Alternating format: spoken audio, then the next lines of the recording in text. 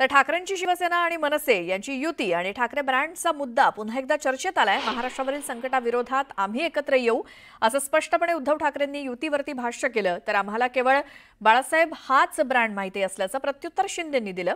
ऐकूयात।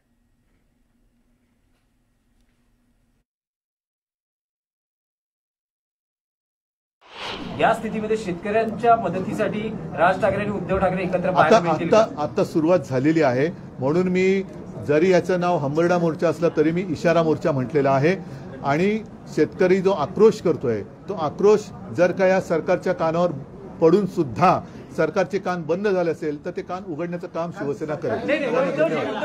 यायचं असेल आम्ही जरूर येतील। महाराष्ट्रातल्या प्रत्येक संकटाच्या विरुद्ध आम्ही दोघंही एकत्र येऊ।